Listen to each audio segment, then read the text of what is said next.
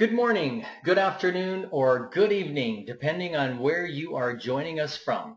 And welcome to today's webinar, The Future of Mobile ID, an industry update. I am very pleased to let you know that you are joining 380 of your industry colleagues on this webinar event. This is our largest event so far and by far our most global. And what an event we have for you today. Just to let you know, this webinar will last 30 to 45 minutes depending on the questions. And before we begin, I would like to remind all our attendees that we'll be taking questions at the end of our discussion today. And to ask a question, just go to the dialog box in the Go To control panel on the right side of your screens. And please do this at any time during the presentation. Don't wait until the end. This will give us an opportunity to manage your questions and pick the best ones. Also, if there are topics that you'd like us to cover for future webinars, please also let us know in your dialog box. We'll do our best to answer all the questions at the end. And before I hand things over to our first speaker, I have a quick poll that we'd like to run with you, and I'll just get that launched. And there is the poll. The question is, I think passwords will become obsolete in how many years? 1 to 2, 2 to 4, 4 to 6, 10 plus, never. So please pick your answer and then we'll share the information with everybody. And I'll close the poll in about 5, 4, 3, 2, 1. Going to close the poll now.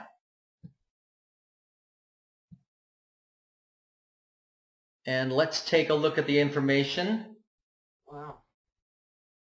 There it is. So, okay, it looks like it's pushing it out. A couple are optimistic at 1 to 2, but most are looking in the 4, 6, 10-year time frame.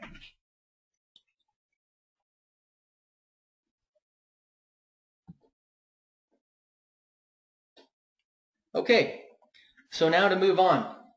I would like to introduce our first speaker, Brent Iadarola. Brent is the Global Program Manager, Mobile and Wireless for Frost & Sullivan. As the Global Research Manager, Brent researches and analyzes emerging next-generation wireless technologies and applications that enable the mobile internet revolution. The scope of his work deals with all aspects of the mobile value chain, from delivery infrastructure and communication management to the end user content and applications. Brent has authored numerous syndicated studies and articles in the areas of location-based services, mobile enterprise application, and mobile resource management markets. Brent has served as a charter member of Mobile Enterprise Magazine's editorial advisory board and has been a speaker at CTIA on such topics as location-based services. Brent is frequently quoted by major media outlets such as the New York Times, USA Today, Business Week, Forbes, and CNN. I am now going to hand the presentation over to Brent. Hi, thank you, Peter. Let me just get this screen mode correct here, and here we go. So thanks, Peter. Appreciate the introduction. Today what I wanted to do was talk a little bit about some of the key trends that we're seeing in the mobile and wireless space with respect to networks, applications, devices, and the implications for mobile users. And I think this will really set the stage for some of the potential out there for mobile ID and biometric opportunities. So I wanted to talk a little bit about some of these larger trends that we have seen in the industry to date and some of the things that we're expecting going forward. So again, looking at networks, applications, devices, and impacts on to end users.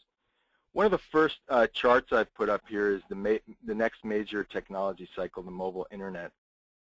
One of the things that I don't think is any secret anymore is the mobile internet has ramped up faster than the desktop internet, leading to really dramatic growth in emerging connected devices. And you can see here just the pure volume of units that we're expecting by 2020, over literally tens of billions by 2020 timeframe. And if you compare that to some of the other technologies and form factors here, it's quite dramatic. I think broadly speaking, what we call the information age is really characterized by unparalleled rates of technology adoption. So really, technology that's hit close to 100% penetration rates in less than 30 years. And now we're starting to see that cycle even advance more rapidly, less than 10 to 15 years when we talk about mobile phone penetration reaching similar adoption rates.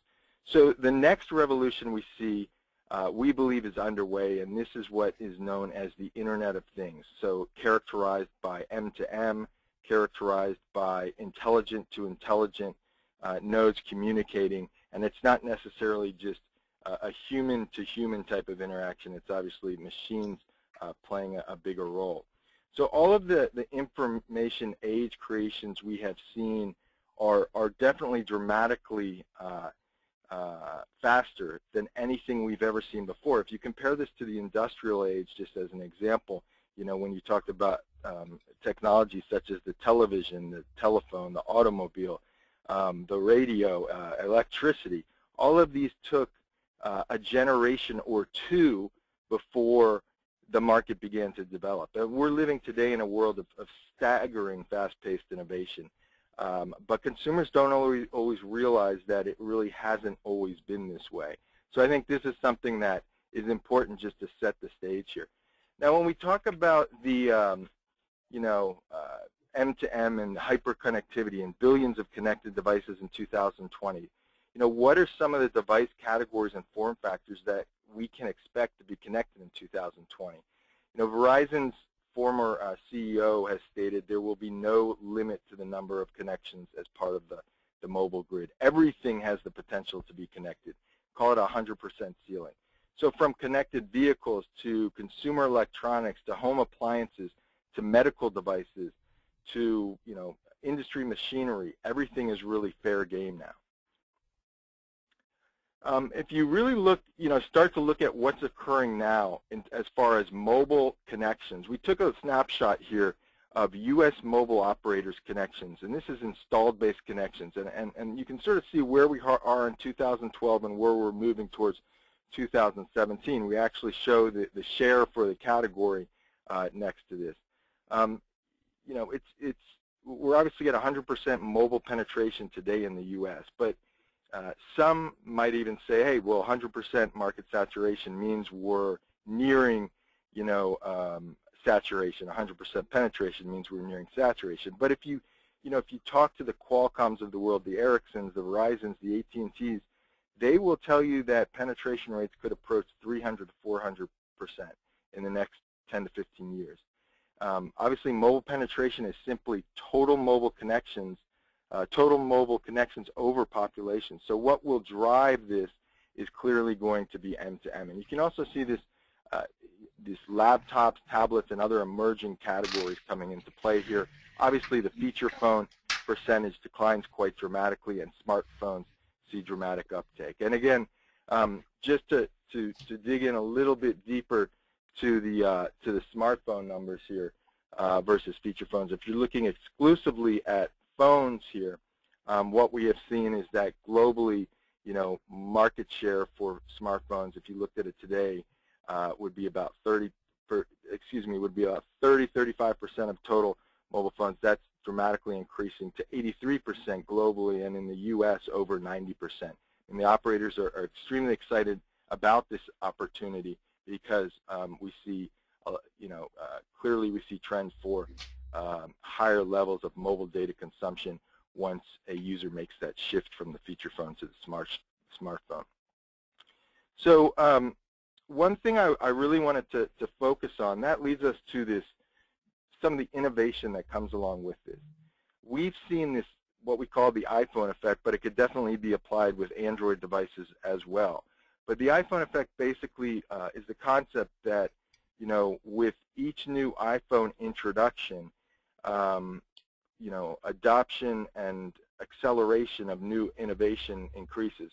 So, for example, you can just see here the different versions of the iPhone when they were introduced, how many devices were sold.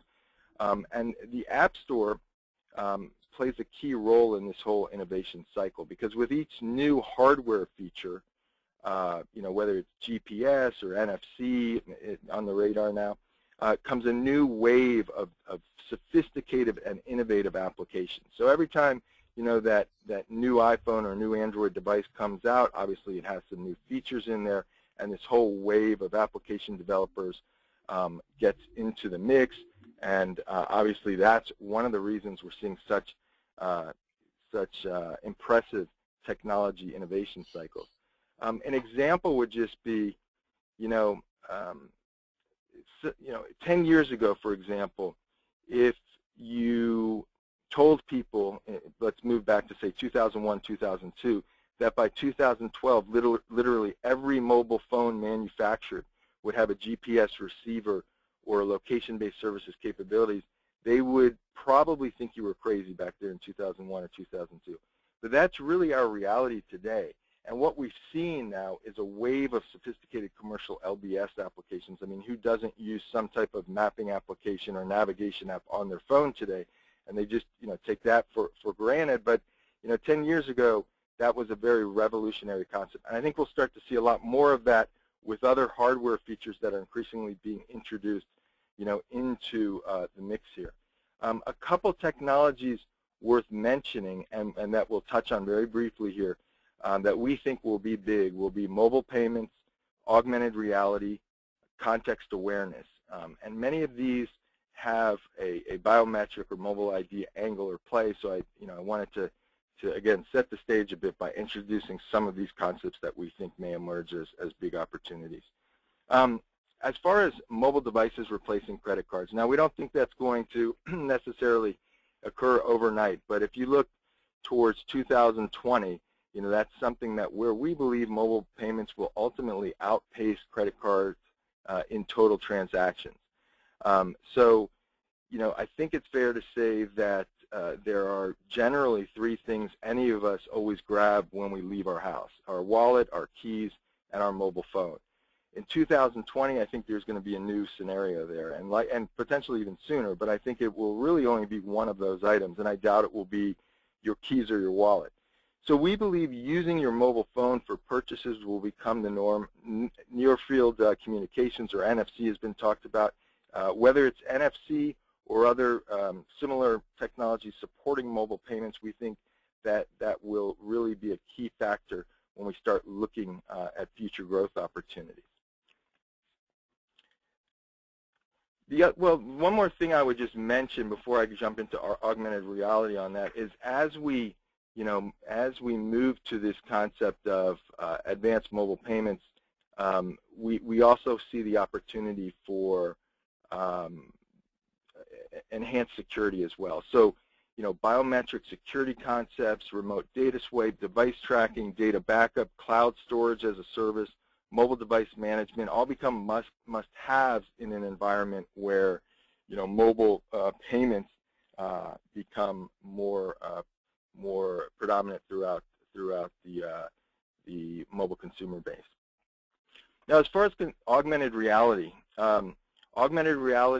we essentially, you know, combines internet search with camera functionality and location-based services to provide more information on surrounding locations, products and services, events, and even individuals. So we're seeing a number of companies, large tier 1 players, heavily invested in AR patents and products. We've already started to see some of the release of these in a mobile environment. And you know, today when we talk about augmented reality, it's mainly focused on static landmarks. So, example, you know, focus your mobile device on a static landmark, such as a historical site or a business, and acquire relevant information about that site. It could be a user review or even a discount or coupon if it's a commercial business. But we think the next big step for augmented reality will likely involve moving or unknown objects, or even individuals. And that could obviously involve facial recognition, which I know can get a little creepy, but to be honest, those kind of concepts are currently on the radar when we talk about augmented reality.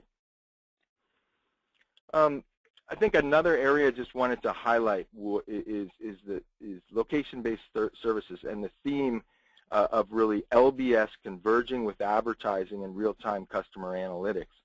I'm sure a lot of us have seen or heard examples of location-based services advertising opportunities, but we anticipate huge growth in the space.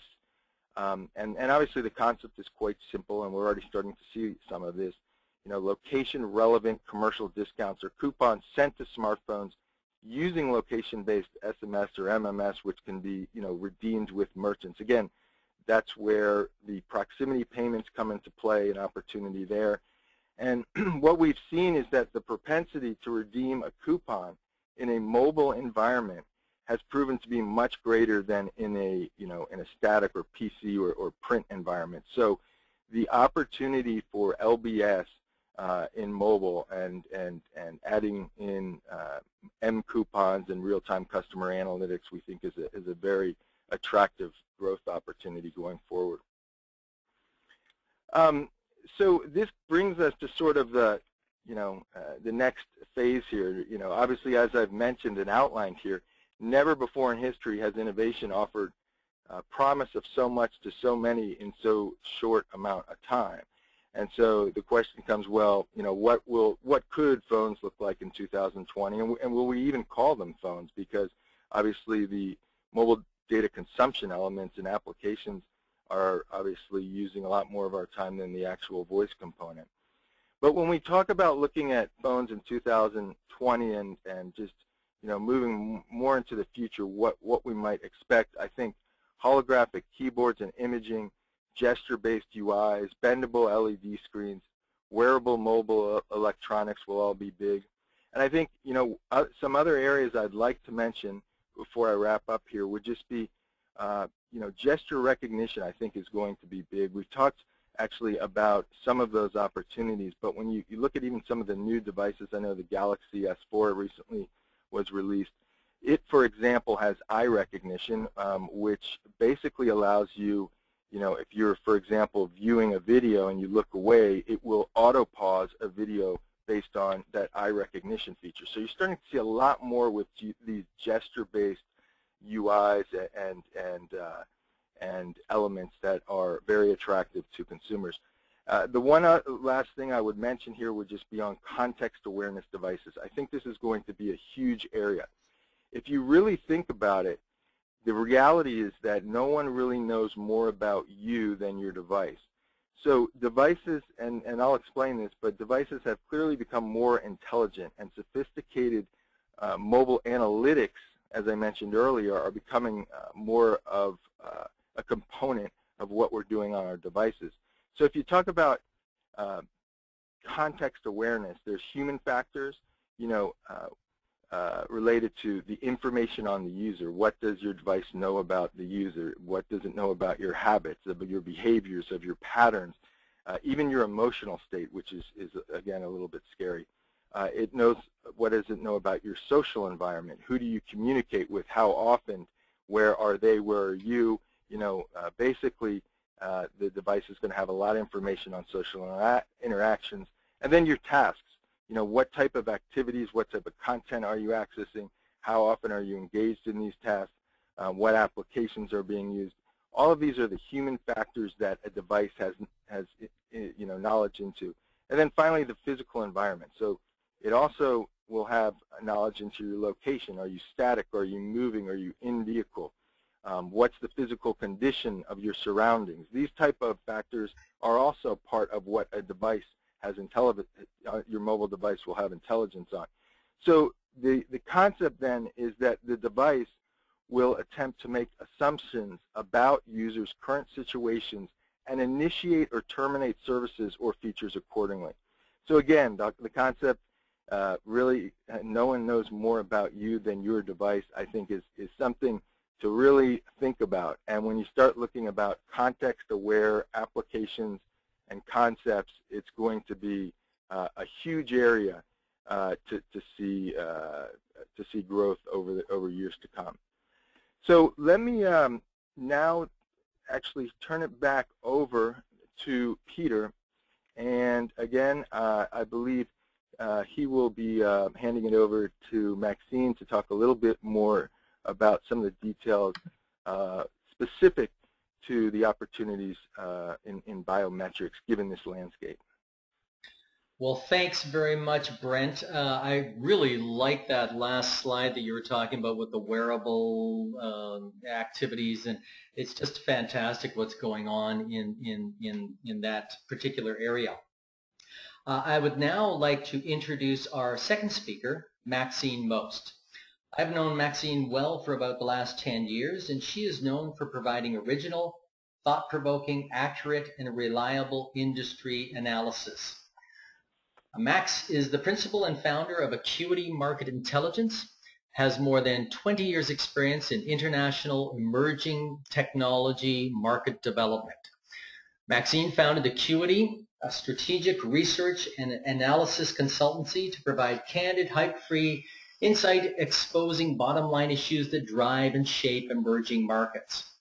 Throughout her career, Max has provided strategic expertise in emerging markets such as biometrics, identity management, e-commerce, interactive services, and 2D and 3D visualization and image processing. She has worked with startups, established technology market leaders, global 1000s, and a range of organizations in between. Max is quoted frequently in industry, business, and consumer press and presents regularly at industry events and on the evolution and development of emerging technology markets. She is a graduate of the University of California, San Diego, with a multidisciplinary degree in mathematics and computer science. And now over to you, Max. Okay, thank you, Peter, and thank you for the opportunity to participate in this webinar, and welcome to everybody from all parts of the globe, apparently. What I want to talk about a little bit today is sort of what all of this wonderful information that Brent provided for us means for the biometric industry, and I've entitled this Deja Vu All Over Again, which may give you a little bit of an indication. Peter went over information about the company, and we basically provide consultancy and market research for biometrics and EID, so please come and visit us and see what we're all about. The context for today's conversation is this notion of deja vu, or that the hype surrounding biometrics enabling mobility on a global scale is really reminiscent of what I like to call past biometric frenzies. And what I want to do is sort of set the stage a little bit for you to understand, while I think the opportunities for mobility are really fabulous, that we have to be cautiously optimistic, or maybe optimistic pragmatists about what that means in terms of real opportunities for the industry and how to take advantage of them. As Brent really, I think, did a fabulous job talking about what's going on with mobility right now. We're talking about billions, tens of billions perhaps, of mobile devices, many more mobile devices than there are people on the planet.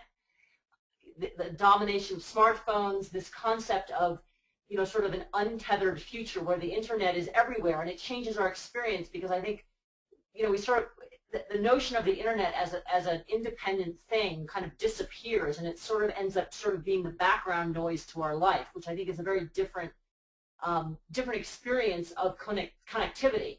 And again, I think Brent talked about that really, really well, and this is a slide on this diagram that I got from Brent from Frost and Sullivan, shows really how this shift from sort of traditional phones to smartphones is panning out, and with it, that notion that the phone is a phone as we think about it really kind of disappears, and the phone becomes an entirely new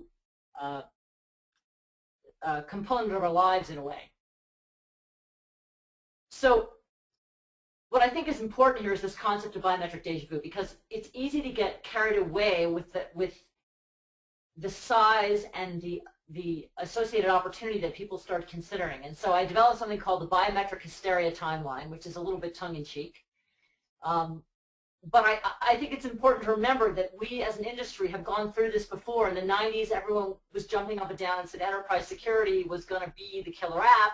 And then it was post 9/11, it was airport access control. And then we moved on to border control. And now we're looking at mobility. And I think it's important to keep in mind that, you know, this notion of the year of biometrics and the killer app for biometrics, I just think aren't really viable notions. And it's important to keep that in mind as you're thinking about how do you build a business and how does this market going to evolve and where are the opportunities to develop products, to develop technology, to invest money. And this is something that I've really been talking about for more than 10 years now, since I really got heavily involved in this industry. And this comes from my experience sort of coming of age, if you will, in Silicon Valley in the late 80s, when people like Regis McKenna and Jeffrey Moore were looking at how you apply what we understand about market development and strategic marketing to top technology-based companies and industries. And the truth is, while biometrics is an indispensable enabling technology for many things, and many of those things that are in the hysteria timeline, for airport access control, for border control, for mobility, no one really cares about biometrics. People care about solving problems, not about technology. And you can say the same thing with hard drives, cloud computing, NFC, multifunction smart cards. I mean, you know, except for sort of people in the industry, scientists, geeks, and teenage boys who spend a lot of time mucking around with this stuff, most people don't really care about the technology itself. What they care about is the service. For example, I don't really care about cloud computing. I care about the fact that no matter where I am on the planet, I can access my files in a secure way. That's what matters to me.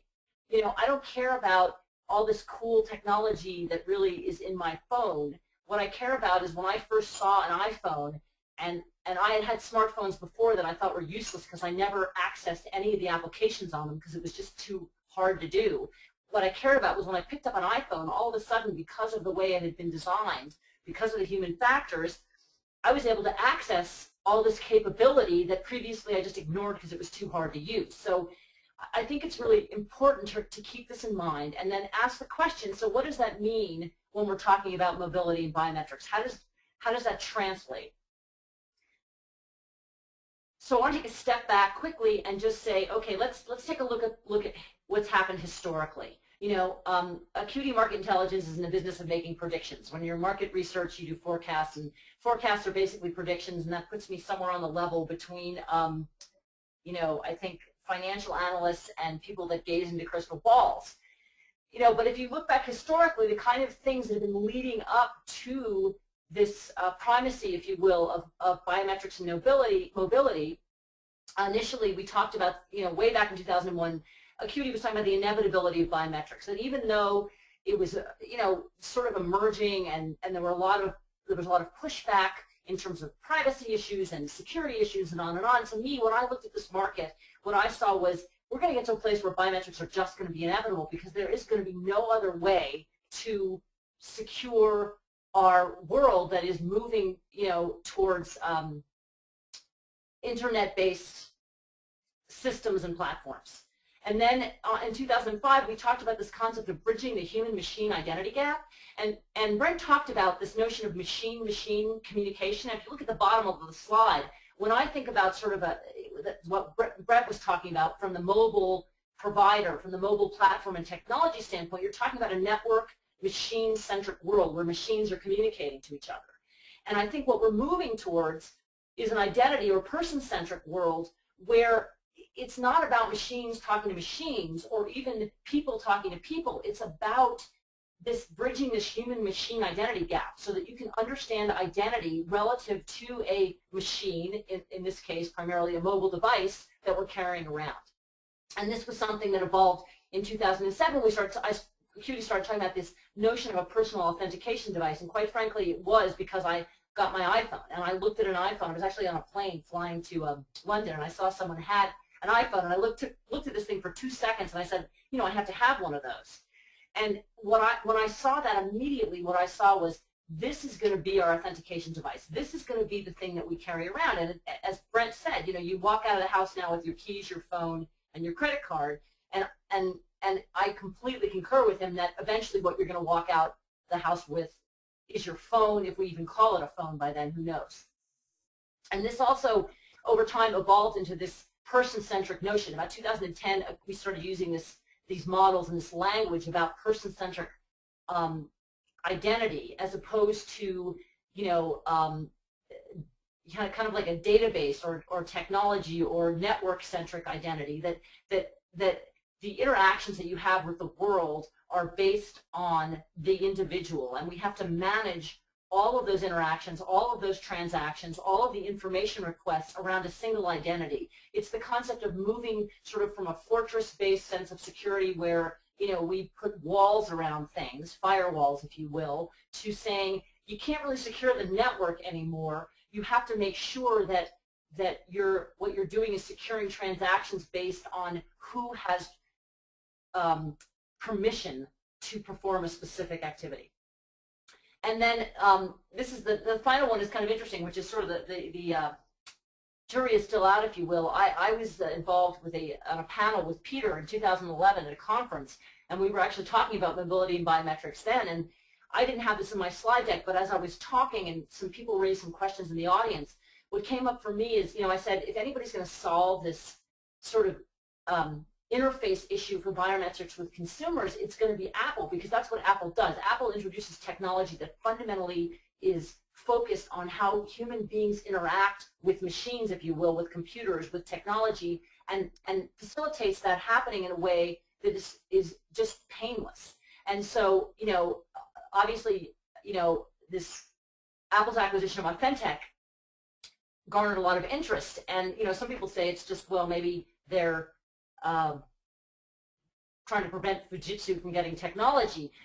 And, you know, I think it really has to, and whether they use the Authentic technology directly or use their own, I think the reality is that Apple is in a primary position to really help us integrate biometrics into our mobile technology in a way that we don't really care about it, in the sense that we don't focus on it. It's sort of, it just happens innately, and I think that's really the trick to the success of biometrics.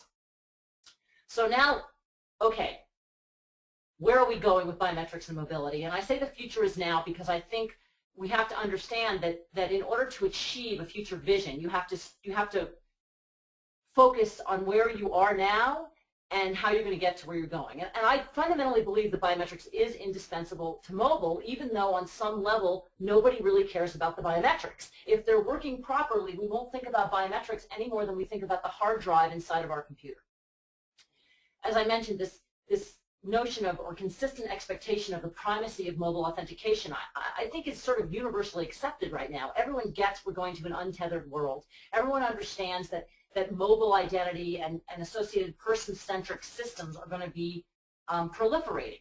And the phone as a concept, as it is now, is going to be transformed into this device that processes more and more information and transaction requests. And really, from my perspective, acts as this personal authentication device. Not only are we authenticated to the device itself, but we can authenticate through biometrics for local applications, and then for cloud-based applications that require more complex levels of biometric authentication. And so then you ask yourself, okay, so great, everybody sort of agrees there's this huge vision, we're going to this place, how do we get there? And right now there are multiple dueling visions of what that is going to look like. There's a lot of unknowns. We don't know exactly which technologies, what kind of platforms, what kind of standards. There's groups in Europe and the United States that are working to try to develop sort of universal standards and platforms so that we can create these identity-centric infrastructures. So there's a lot of unknowns, but what we do know is that local control of personal data is absolutely critical. You know, regardless of the specific country, the specific regulations and privacy and data protection laws, this notion of human beings controlling their own personal data, particularly when it's biometric data, is central. We know that there, as I mentioned earlier, there's going to be multiple levels of authentication. You can authenticate to your device. When you know, as Brent discussed, when you're just walking out of the home with your mobile phone, and that has everything in it, including the keys to your house and all of your financial information, then biometrics is going to be critical for device access. and also for running applications on that device, so that you're protecting your, your valuables, logical valuables, which are now sort of integrally related to this physical valuable that you carry around. And as well as cloud-based applications where you're interacting with different, financial institutions or government institutions or commercial enterprises. And we also know that there's sort of this movement towards independent identity-based transaction platforms that are not proprietary, that are not owned by specific commercial entities or specific government entities. And some of this has to do with the fact that there's a lot of liability, and if we can create independent platforms, then no single organization is carrying the liability of something, perhaps going wrong. So the question then, with all this uncertainty, how do you really proceed? And I want to just give you a quick aside on a company that I happened to be talking to recently because I'm doing some research on automated border control. And the reason I want to talk about this company is because of the way they proceeded in this kind of climate. In the early 2000s, there's a company called VisionBox that many of you may be familiar with. They're doing automated border control, e-gates and other e-gates in airports and other port environments. And they showed up at some biometric conferences early in the 2000s, and they were sort of considered outliers and a little strange, and kind of, they seemed like not quite in the mainstream of what was the biometrics industry at that point. But these guys had a really clear vision, and what they understood was they were trying to solve a problem, which is managing, identification in these port environments. And while biometrics was absolutely integral to that process, they understood that they had to look at the entire solution, that they couldn't just talk about biometrics, sell, quote, biometrics technology, that they had to provide a solution. And what these guys have done really in the last 10 years is gone out and really focused their business on facilitating passenger experiences in these port environments, airports, seaports, land border crossings, and understanding that biometrics is integral, that the human factors components of biometrics are critical for making these things work, and that they were not just looking at biometrics as a technology, but they were looking at a specific problem in a specific environment and saying, we're gonna own this process, and we're gonna deliver a solution. We're gonna control and manage that whole solution, so we can go to customers and say, we're not just going to sell you facial recognition or fingerprints or document readers or something like that. We've got an integrated solution that we're taking responsibility for and delivering it. And they are now, pretty successful company. They're really moving now from what I would call, the early market towards the mainstream market, as there's been a lot of tests and trials that you get to be very successful. So the point is, again, these guys were not pushing technology. They were not saying, okay, we think biometrics is indispensable to airport access control, and we're just going to push biometrics. They said, we're going to go solve the problem that the users have, and we're going to help them understand it in a way perhaps they don't even understand it. So, what does that mean? There are really critical factors as you're going forward in the biometrics industry, which is, don't be fooled by the latest bout of biometrics hysteria. Yes, biometrics are indispensable, specifically to the future of mobility, if not other things, but no one really cares about them. What they care about is having secure access to things, relying on their mobile devices and knowing that what's in there is safe, understanding that they can control their personal information. Technology is always on a path to commodification, right? But so the technology is a means to an end, not the end itself.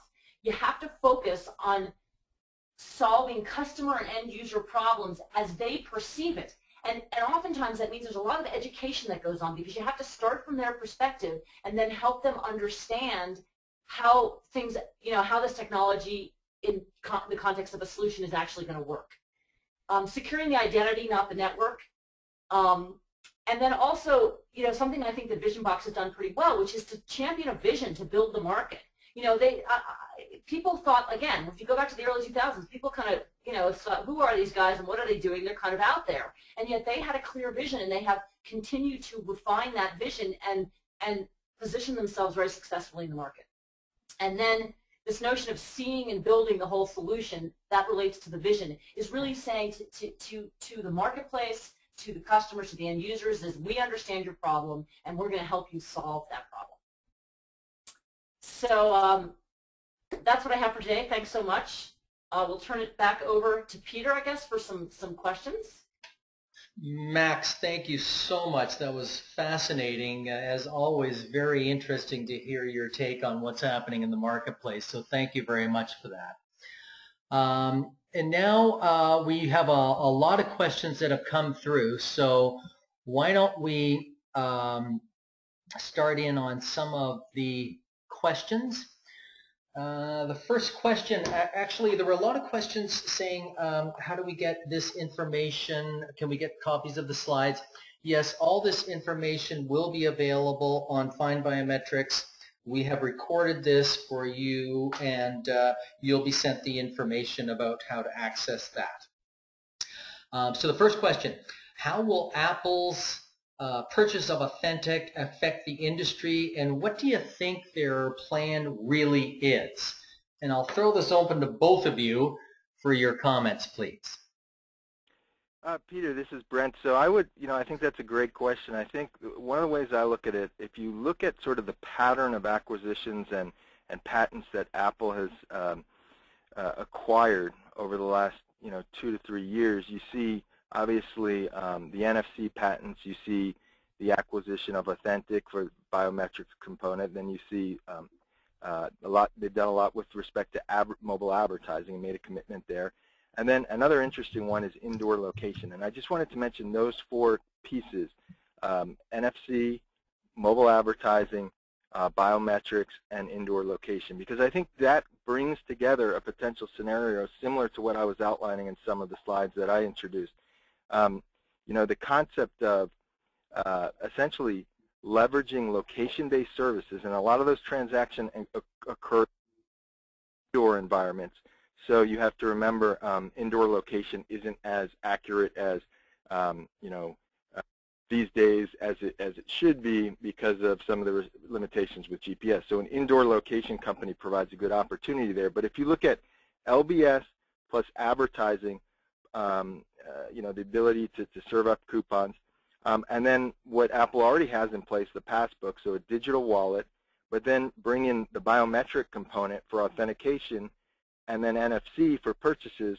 Essentially, what you have is a proximity-based system to, make purchases. And I think all of this in a local environment, making purchase in a safe, secure local environment where advertisers can also reach those customers. So, this would also include payments, not only payments, but also things like, door entry and starting your car and all of these other NFC-centric processes.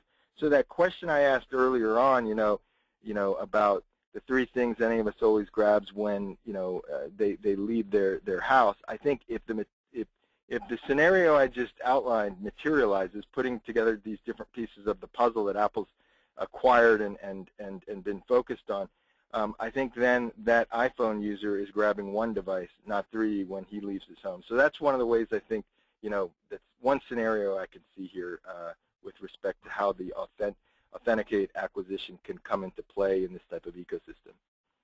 Thanks, Brent. And for me, as I said, I think what's so interesting is this notion that Apple has consistently innovated technology that allows normal human beings to use it easily. And this has been one of the real challenges with biometrics. The human factors piece is enormous. And so I really think, I think Apple is going to integrate this stuff into the phone. I think that, when Brett's talking about, certainly, there's a lot of advanced capabilities, but what I think is so critical is to really kind of demonstrate that you can integrate biometrics in a way that nobody really knows they're there, in a sense, that we're not really thinking about biometrics. And I think that's when biometrics will be really successful, when we're using them all the time and we don't think about it. I would agree totally with that, Max. And we've had a lot of questions about different market verticals. A lot of questions around the banking and financial area especially. Could maybe you comment on whether you see this particular industry is going to be a driver in biometrics and mobility moving forward? Well, people have been talking about this for years. I got into this industry after 9/11, so the entire time I've been talking about been involved in the industry, and I think it's happening. It's happening slowly. We're seeing some acceleration, I think, and part of this has to do with the fact that mobile applications are really starting to take off. And that in and of itself begs the question, okay, you know, how are we fitting biometrics into that? Because ultimately, when you have small pilots and deployments and there's, I don't know, tens of thousands or hundreds of thousands of people running around doing, you know, using these mobile apps, that's one thing. But when you have tens of millions or hundreds of millions of people that are on a regular basis relying on mobile-based financial applications, the ability to authenticate people accurately becomes critical. So I don't think this is going to be one of the, it's not going to be a hockey, the hockey stick curve that everyone's always looking for. That goes to the point I'm talking about. It has to do with, you know, slowly building these businesses up over time, and you know, we're focusing on providing solutions that work for consumers, that are easy to use, that are totally integrated in the sense that no one really knows they're there. And then I think you're going to start seeing widespread use. Very interesting. Another quick question here about, you know, what technologies do you think the biometric modalities will dominate in pushing forward? You know, you have voice recognition being used actively right now, fingerprint, facial, iris. Any thoughts on what technologies will dominate, or will it be a combination of several? Well, I think it's a combination, and I also think, and it's funny because I said this years ago, I think when 2007, when I first put out my first report on the biometrics market, is that ultimately what we're talking about is pattern recognition algorithms. And when you start talking about integrating this stuff into mobile devices so that we don't really know what's going on, you know, I think obviously you're going to use cameras, you know, and I think that it makes sense to say, okay, face and iris, obviously, because you're using a camera and those are camera-based. We touch our phones now. That's the mode of interaction, and our tablets and things. So obviously, you know, grabbing a fingerprint image should be not too much of a problem. But I think it's not so much thinking about the traditional modalities of biometrics as much as it is understanding that what we're doing is very highly sophisticated, you know, image capture and pattern recognition. And I think over time we may see that some of these categories that we think about hard and fast in the industry may give way to more generalized pattern recognition capture and algorithms. Wonderful, Max. Thank you very much for that. And we still have a lot of questions, but I'm going to ask one final one, and maybe Brent, you could comment on this. Is this a good market to invest in? Yeah, I think it's clearly a growth opportunity. Like I think we've stated here, I don't think we're going to see this occur overnight. It's going to take some time.